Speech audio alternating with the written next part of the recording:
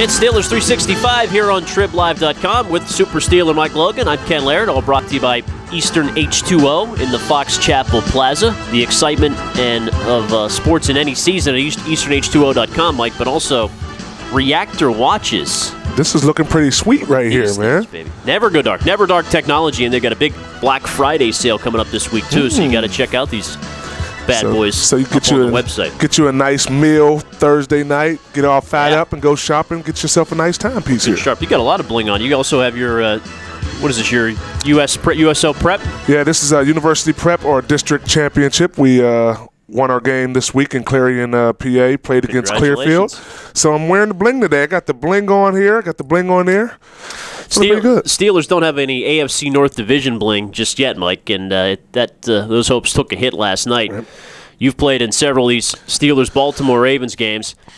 How did this one rank to you watching from home? 13-10 is certainly kind of a familiar score between these two, but just a very ugly game, right. Conservative on both sides, backup quarterback obviously in effect for the Steelers. What did you think? I expected that because of the situation with Ben Roethlisberger being injured, Byron Leftwich coming in off the bench, not really battle tested.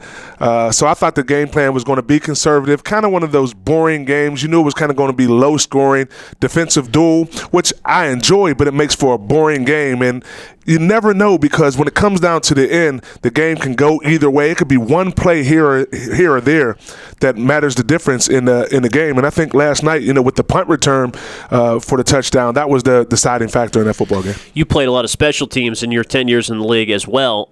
Mike Tomlin blamed the core of the coverage. He said they double blocked the Gunners. What happened there from what you saw? From what I could see, I think it was just a mix-up in the calls. We had this happen to us in AFC playoff game against the Patriots back in the day. That was the last punt return at Heinz Field, actually. That Smith return. Right. And what you have is you have a certain call where we can either kick the ball to the right, to the left, or kick it down to the middle, and then we react on that. So I think what they had maybe a little miscommunication on the inside there, and then Jacoby Jones made an outstanding run right there. He made some nice cuts, made some people miss, and then it was just off to the races.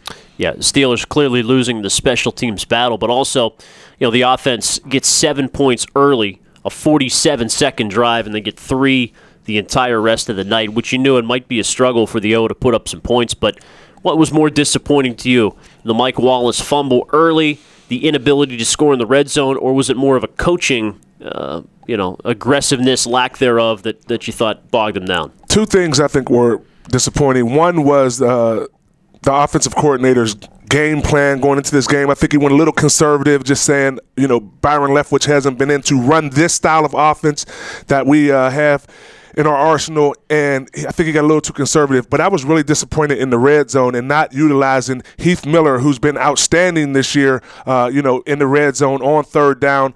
I think Byron just completely forgot about his, most used weapon down in the red zone in Heath Miller. Yeah, went to the fade pass to Wallace, but settled for the field goal. Never really got back within striking distance.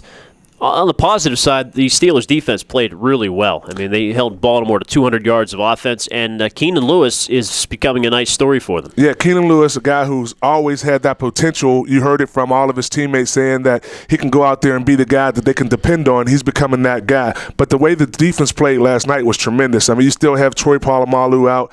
You're finally getting James Harrison and Lamar Woodley to get that outside pressure on quarterbacks. But being able to hold Ray Rice to 40 yards on 20 carries and keep that Baltimore offense, who's been scoring a lot of points over the past couple of weeks, to without a touchdown, offensive touchdown. I think that was outstanding.